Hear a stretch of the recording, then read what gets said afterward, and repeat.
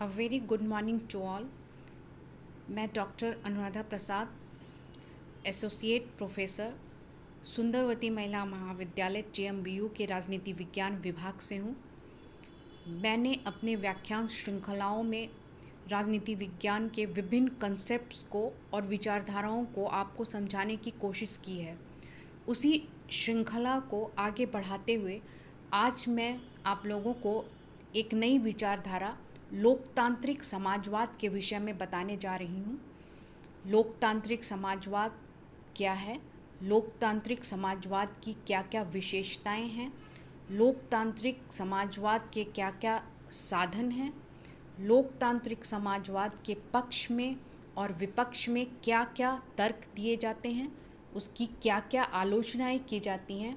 और क्यों अभी तक लोकतांत्रिक समाजवाद एक महत्वपूर्ण विचारधारा की तरह हमारे सामने उपस्थित है।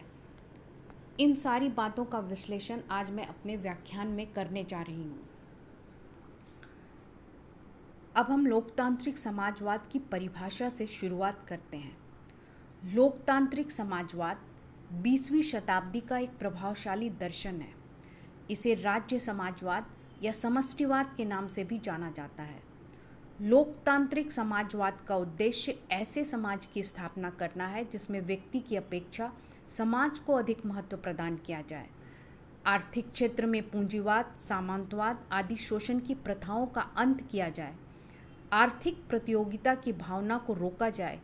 उद्योग के क्षेत्र में उत्पादन के साधनों का व्यक्तिगत स्वामित्व अंत करके उनका सामाजिकरण किया जाए और आर्थिक एवं राजनीतिक क्षेत्रों में स्वतंत्रता, समानता और न्याय की प्राप्ति के लिए प्रत्येक व्यक्ति को यह किस प्रकार सरलता से उपलब्ध हो, इस बात पर विचार किया जाए।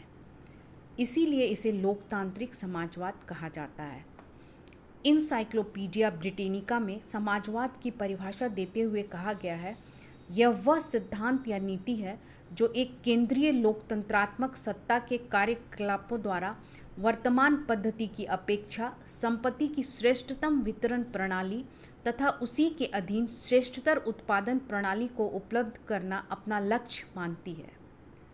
पंडित जवाहरलाल नेहरू ने कहा है, राजनीतिक और आर्थिक शक्तियों का विकेंद्रीकरण तथा जन सहमति के तरीकों से न कि बल द्वारा स्थापित की जाने वाली न्यायपूर्ण व्यवस्था ही लोकतांत्रिक समाजवाद है। लोकतांत्रिक समाजवाद के बहुत सारे स्रोत कहे जाते हैं। उसके स्रोतों को हम इस प्रकार देख सकते हैं। सर्वप्रथम यह कहा जाता है कि लोकतांत्रिक समाजवाद कार्ल मार्क्स से प्रभावित है। कार्ल मार्क्स का दर्शन ही लोकतांत्रिक समाजवाद का स्रोत रहा है। इसका दूसरा स्रोत बताते हुए यह कहा जाता है कि यह व्यक्तिवाद के विरुद्ध प्रतिक्रिया है क्योंकि इसने समानता के सिद्धांत पर बल दिया है। तीसरी बात यह कही जाती है कि फेबियनवादी विचारकों के साहित्य का भी इस विचारधारा पर प्रभाव पड़ा है। R.H. टॉनी, क्लेमेंट और Attlee, Harold Laski, Durbin, Francis Williams, Pandit Jawaharlal Nehru इस विचारधारा के प्रमुख समर्थक रहे हैं। लोकतांत्रिक समाजवाद की कई विशेषताएं बताई जाती हैं जो इस प्रकार हैं। सर्वप्रथम यह कहा जाता है कि लोकतांत्रिक समाजवाद लोकतंत्र का समर्थक है और सभी पक्षों के लिए लोकतांत्रिक आदर्शों को अपनाने का यह आग्रह करता है। यह सामाजिक समानता में विश्वास करता है। यह आर्थिक लोकतंत्र का भी समर्थक है। इसलिए विशाल उद्योगों का राष्ट्रीयकरण करने के पक्ष में यह है। वह बेरोजगारों, विकलांगों के लिए विशेष व्यवस्था करने के पक्ष में है और श्रमिक सुधार के लिए प्रगतिशील कानून के निर्माण के पक्ष में है।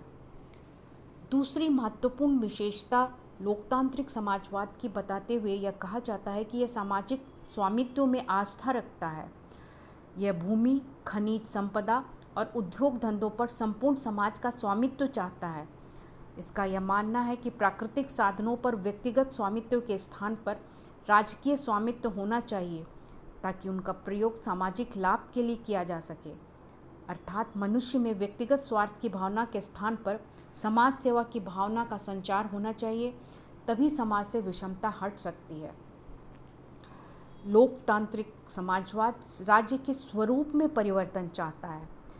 यह वैज्ञानिक समाजवादियों के समान राज्य के विलीन होने की कल्पना नहीं करता, बल्कि वह उसके स्वरूप में परिवर्तन करने का पक्षपाती है। वह राज्य का उपयोग पूंजीवादी व्यवस्था समाप्त करने और लोकतांत्रिक समाजवादी व्यवस्था लाने के लिए इच्छुक रहता है। वह व्यक्तिवादियों के समान राज्य को आवश्यक बुराई नहीं मानता। वह राज्य की अच्छाइयों में आस्था रखकर इसका उपयोग जन कल्याण के लिए करना चाहता है। चौथी विशेषता बताते हुए यह कहा जाता है कि इसने हमेशा व्यक्तिवादी विचारधारा का विरोध किया है। यह खुली प्रतियोगिता का भी विरोधी है। वह श्रमिक और पूंजीपति के मध्य खुली प्रतियोगिता को इसलिए स्वीकार नहीं करता क्योंकि श्रमिक पूंजीपति की तुलना में नहीं ठहर सकता। इससे समाज की भी हानि होती है। लोकतांत्रिक समाजवाद ने साम्यवाद का भी विरोध किया है। यद्यपि वह मार्क्स की भांति पूंजीवाद को श्रमिकों का शोषण करने वाला मानता है, किंतु पूंजीवाद की समाप्ति के साधन के संबंध में वह मार्क्स से सहमत नहीं है। साम्यवादी पूंजीवाद को समाप्त करने के लिए हिंसात्मक साधन अपनाना चाहते हैं, जबकि लोकतांत्रिक समाजवाद लोकतंत्रात्मक और संसदीय साधनों के अपनाने के पक्ष में है। लोकतांत्रिक समाजवाद ने पूंजीवाद का भी विरोध किया है और इसलिए वह राष्ट्रीयकरण का समर्थन करता है, जिससे पूंजी कुछ हाथों में ही केंद्रीकृत न हो जाए और श्रमिकों के दुख का कारण न बन जाए। लोकतांत्रिक समाजवाद ने साम्राज्यवाद का विरोध किया है, क्योंकि साम्राज्यवाद से शोषण की प्रवृत्ति उभरती है, जिससे राष्ट्रीय सम्मान को गहरी चोट पहुंचती है। लोकतांत्रिक समाजवाद इस प्रकार समाजवाद का समर्थक है और वह शोषण से मुक्ति दिलाने का कार्य करता है और उसका समर्थन करता है, क्योंकि उसके अनुसार इसी के द्वारा मानव कल्याण किया जा सकता है। हमारे प्रधानमंत्री पंडित नेहरू लोकतांत्रिक समाजवाद के पूर्णतः समर्थक थे। उन्होंने 13 सितंबर 1946 को संविधान सभा में यह कहा था कि मैं समाजवाद का समर्थक हूँ और आशा करता हूँ कि भारत इसी मार्ग की ओर अग्रसर होगा और मुझे विश्वास है कि समाज को एक दिन इसी मार्ग को अपनाना होगा। इस प्रकार हम यह देखते हैं कि लोकतांत्रिक समाजवाद वर्ग संघर्ष के स्थान पर वर्ग सहयोग की कामना करता है। उसका यह कहना है कि दो वर्ग एक दूसरे के विरोधी होते हैं, इसलिए दोनों में संघर्ष अवश्य है, लेकिन अगर हम वर्ग सहयोग पर ध्यान दें तभी समाज में सुव्यवस्था आ सकती है। समानता और विश्व बंधुत्व की भावना का भी यह विकास करता है और यह पूर्ण नैतिक और मानवीय आधार को मानने की बात कहता है। उसने यह माना है कि मनुष्य एक नैतिक प्राणी है और वह भौतिक विचारों से नहीं बल्कि आदर्शों और आशाओं से प्रभावित होता है। सहयोग, सामाजिकता और भ्रातृत्व की भावनाएं उसके अंदर भरी रहती हैं। इस प्रकार लोकतांत्रिक समाजवाद मनुष्य के नैतिक विकास पर बल देता है। यह धर्म में भी आस्था रखता है। यह आर्थिक स्वतंत्रता के साथ साथ बौद्धिक और राजनीतिक स्वतंत्रता का भी प्रतिपादन करता है। यह चाहता है कि अर्थव्यवस्था पर प्रजातांत्रिक नियंत्रण कायम हो, मानवतावाद और विश्व शांति की धारणा में विश्वास रखता है। इस प्रकार लोकतांत्रिक समाजवाद की कई विशेषताएं हैं और आगे की कक्षाओं में मैं आपको यह बताऊंगी कि लोकतांत्रिक समाजवाद क्या क्या साधनों को अपनाता है और इसके पक्ष और विपक्ष में कौन सी बातें कही जाती हैं और किस प्रकार आज भी लोकतांत्रिक समाजवाद विचारधाराओं में अपना एक महत्वपूर्ण स्थान रखता है। धन्यवाद।